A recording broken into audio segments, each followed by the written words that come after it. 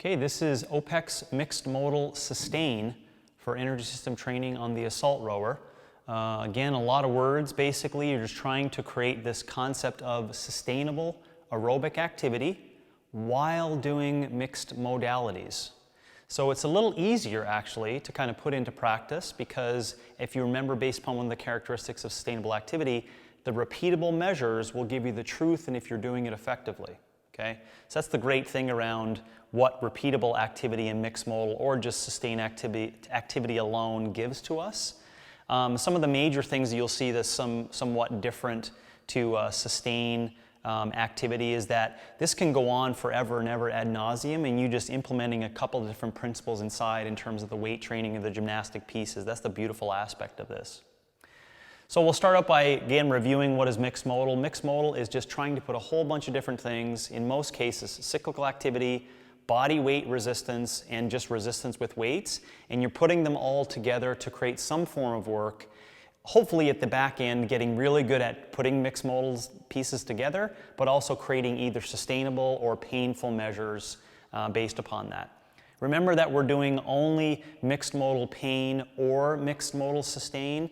There's really no such thing as mixed modal gain because of the time frame, the amount of power that we want to put into that. But we're doing mixed modal sustain, almost similar to the same characteristics as to why we did sustain activity.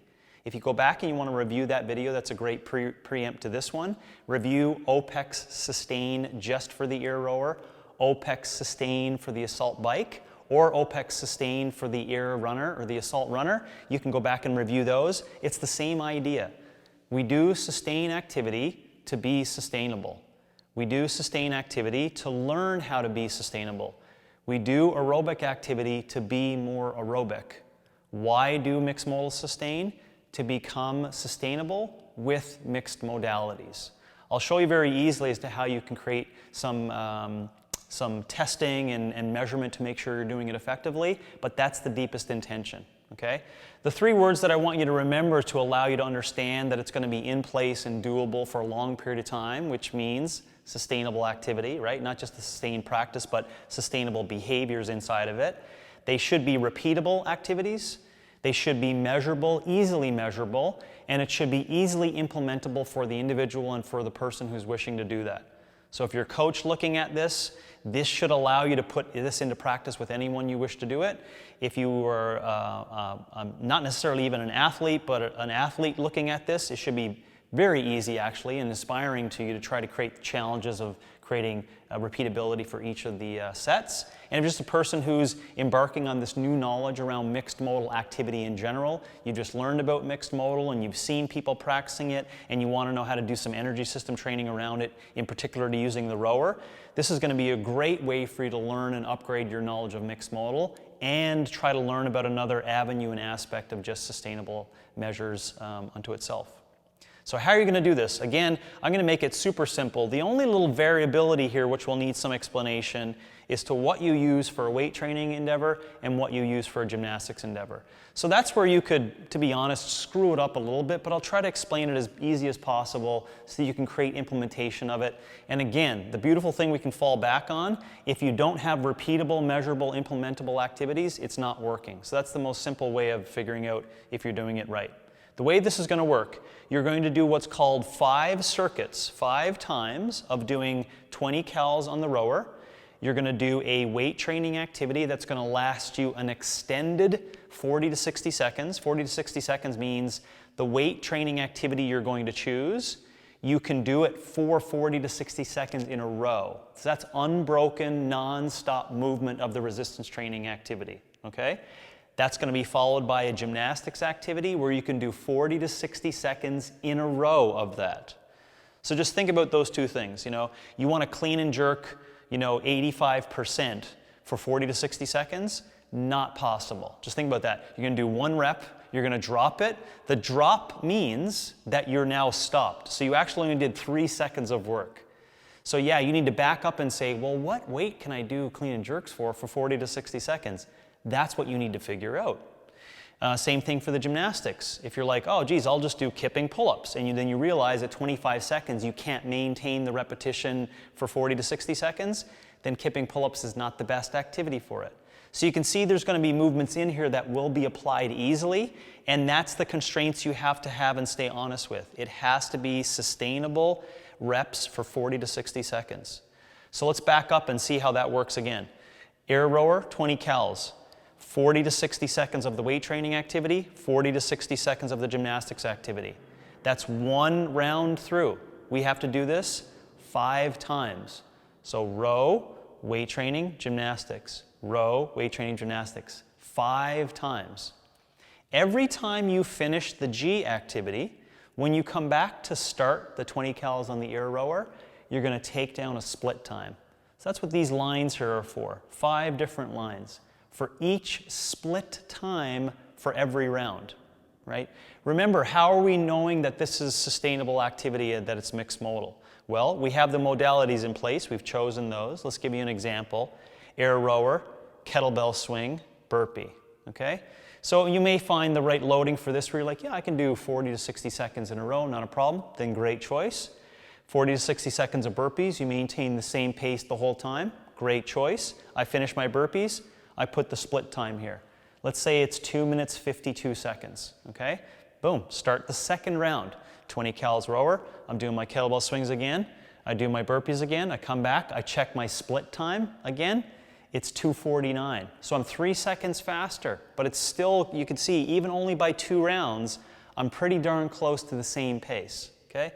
Now I start the third round, 20 cals air rower, kettlebell swings 40 to 60 seconds, 40 to 60 seconds of burpees. I come back, 2:53.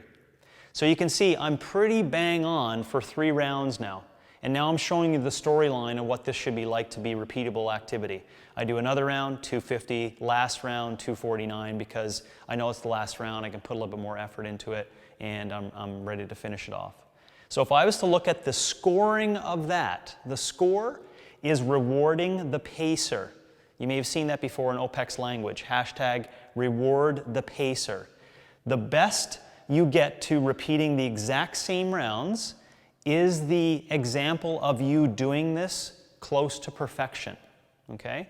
So anytime you are off rounds, and I'll just say by a lot, I don't like to give percentages based upon being off because I allow this little variability for people to recognize, you know, my shoelace came undone, or I didn't transition on the row fast enough, or I wanted to take an extra second. No big deal. I'm talking like big variations where you know, I'll give you an example, 249, 255, and then 317. But with 317, you also said that was horrible to finish. Like I could barely finish the third round.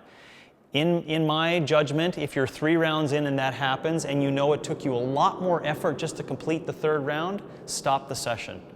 Take a number of days break. As I said, you can do this 2 times a week forever and ever, or I will give you an explanation of that.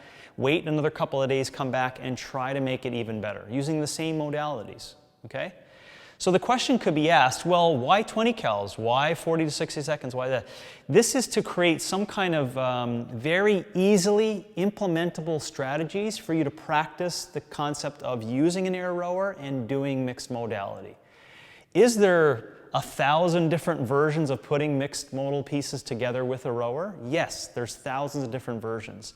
But I wanted to give you a base support of what truly would be called aerobic sustainable mixed modal activity, and by you using the air rower with that. So just to give you an idea there, I'm choosing this just to ensure you do experience muscle endurance for each of these components, and you're using the rower, and you're maintaining sustainability for every time that you do it, okay?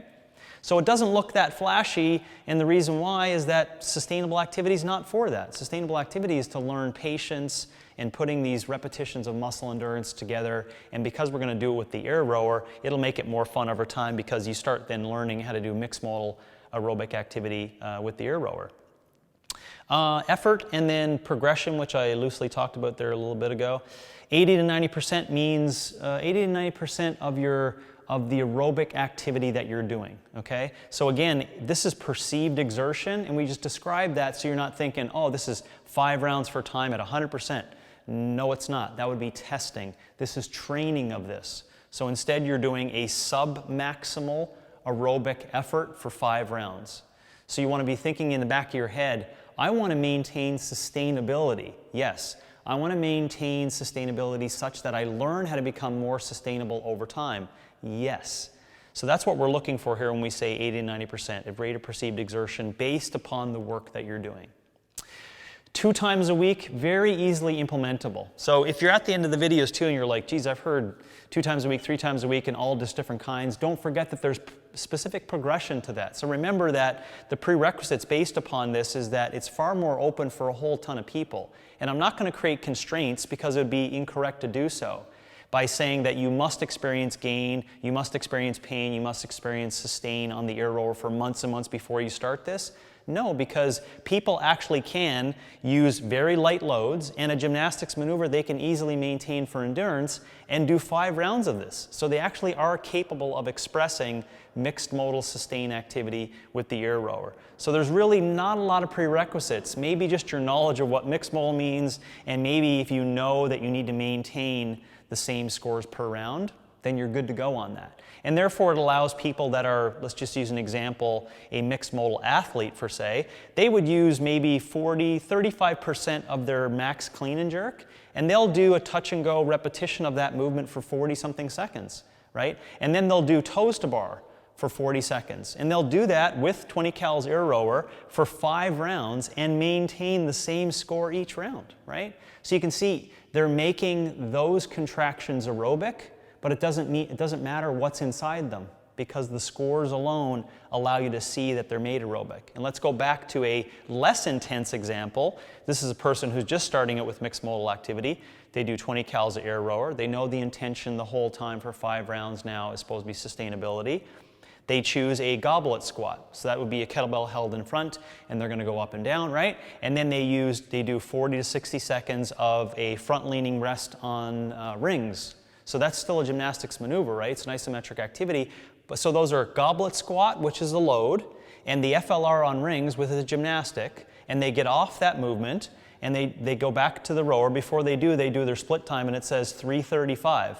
They go and do the cal rowers again, they do the goblet squats with the same kettlebell, and they do the rings, and they do it 3:35, 3:35, 3:35, 5 times in a row. So you can see, it didn't even matter what their level of expertise is or et cetera, they actually did express mixed modal sustain activity on the rower, right? Because their repeats showed that they were capable of doing that, okay?